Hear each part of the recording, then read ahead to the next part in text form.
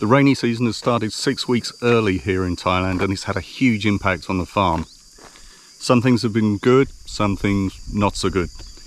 Here's the good, the bad and the ugly truth of our off-grid farm life here in Thailand right now.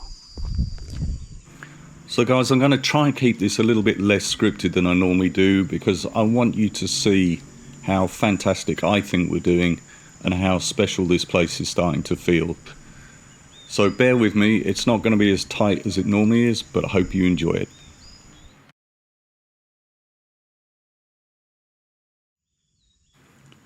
Now, one of the things we talked about a lot before, guys, is matching your plants to your environment. Very key that you choose the plants that grow well for your particular soil type, your particular drought conditions. It makes a huge difference, honestly, guys. You're basically setting yourself up to win, not setting yourself up to fail.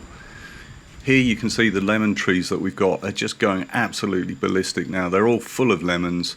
Once we got over the initial problem that we had with a lot of caterpillars, they're looking fantastic now. The next one I want to talk about is bananas, and you think that bananas grow just about anywhere, which is true, but they need a certain amount of water to get established. If you look at the trees in the background here, they're quite small because they don't get as much water. The ones you're seeing on the left here are watered every single day by the irrigation system, which, although is only delivering fairly small amounts, has meant these trees are now doubled in height. They're now doing so well, they're actually producing fruit, which is absolutely fantastic. And also, if you look here, they're producing little baby banana plants as well, so we can transplant those to other areas, which we will be doing as well, planting them around the swales to start the agroforestry on the swales.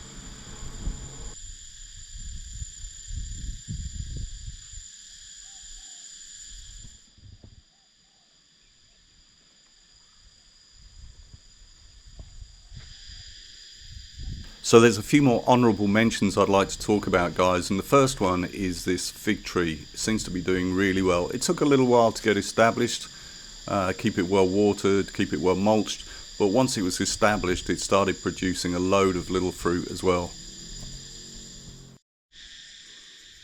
The next one I want to talk about is this little tiny pea eggplant, which I believe is a fruit but sort of used as a vegetable. Thais use it in cooking a lot. We've got 2 of these plants and they are producing buckets of these little fruit. Really great. We also have several of these little aubergine plants which are producing a load of fruit as well. They really seem to like the conditions. Again, if you give them enough water to get established, they seem to really take off. The final one I want to talk about is, we've only got one of these, is a little avocado tree, and this was struggling for a long time, but now it's consistently just put on tons of growth, and again because we've managed to consistently get it water. One of the things that was a real surprise to me was how easy it is to grow teak trees. We've got a number of these trees on the land now, and we're fortunate enough to have found a supply of baby teak trees locally for virtually nothing, and so we've planted an additional 30 or so teak trees all around the land. Now, yeah, they take 20 years to grow, but if they're easy to grow, they provide a lot of shade, they provide organic matter, they do drop their leaves every year. So for me, this is a no-brainer. They're easy to grow, and in 20 years time or so, I know it's a long time, but they will give you an income as well. These trees are all less than 2 years old and they're pretty large now as it is. Really pleased with these. The very final thing on planting I wanted to update you on, really this is just an update, was to let you know how we're doing with our new raised garden beds. Now, we've got a couple of workers on the land now who are really helping out and doing some wonderful work for us. So they've helped plant these up, but we've now got things like tomatoes you can see here, we've got Thai mint, we've got fennel growing, small onions, we've also got coriander, there's the coriander, and they're doing really, really well, guys. One final thing I want to talk about under the good section is this small pond that we had lined with concrete. Now, at the time, I was really concerned about lining the pond both with concrete, really because of a sustainability point of view. Bringing in that amount of concrete product that is not exactly sustainable it was a real concern of mine.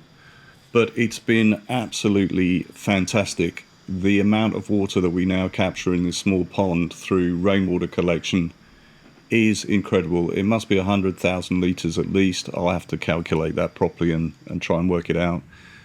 It's so successful that now we've had to add in a little overflow pipe so when it overfills, we actually run that off into the land. We run it into the water batteries, and that has also impacted the larger pond as well. It's now that additional water is now flowing into the larger pond and helping fill that pond up too.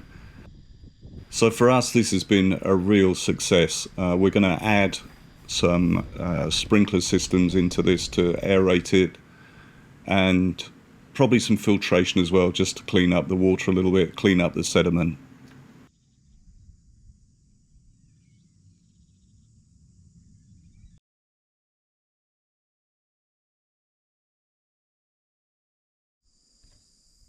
So the first thing on the not so good area, guys, is we recently had a guttering fail at the end of the workshop, and it didn't fail particularly badly, but it started leaking and collapsing in the middle. It's less than 2 years old, and we weren't very happy with it. So we've just had it upgraded, and they've done a beautiful job with this one. We've got a nice big trough now, a lot more robust supports all the way along the length there, as you can see. And I'm really happy with this. It will take a lot more water off the roof, be able to deal with that. And it's just generally so much better. Very pleased with this one, guys.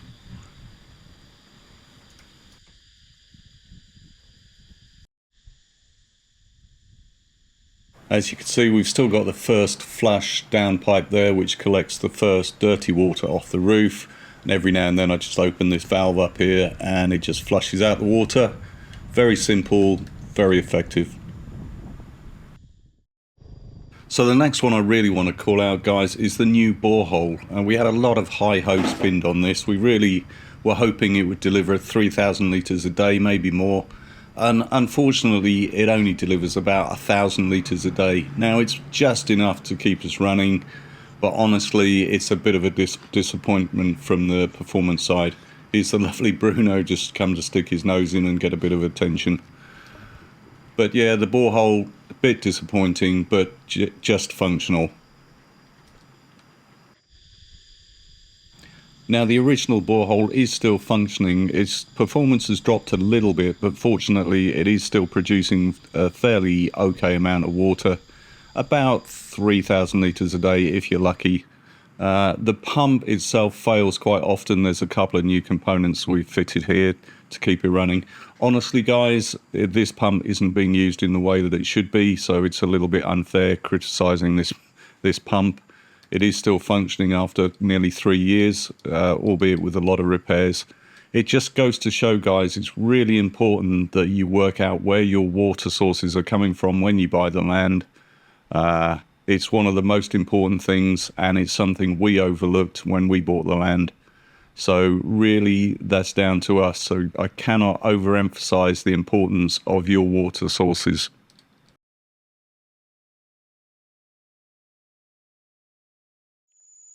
Now, one of the things I think we have to just hold our hands up and say didn't work as well as we hoped, i.e. completely failed, was certain areas of the hedge. We've had runs of like 10, 15 metres where it's just completely died out, as you can see here in the video.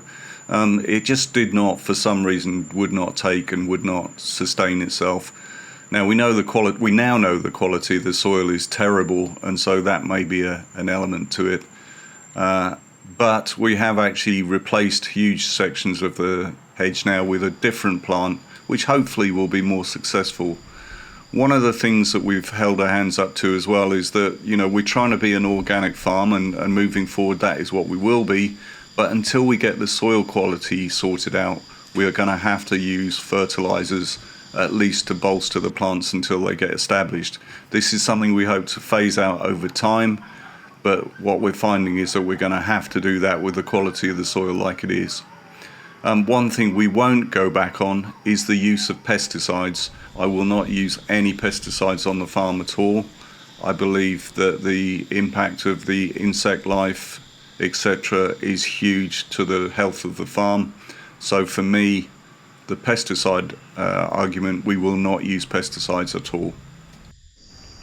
Here's little Rudy, our fashion dog. The pieces of cloth and towels that she's lying on, she is actually stolen from next door neighbours. Sorry about that. They're really special, these dogs. They make the place feel absolutely amazing. They're part of the charm, and it's really wonderful to have them with us as well.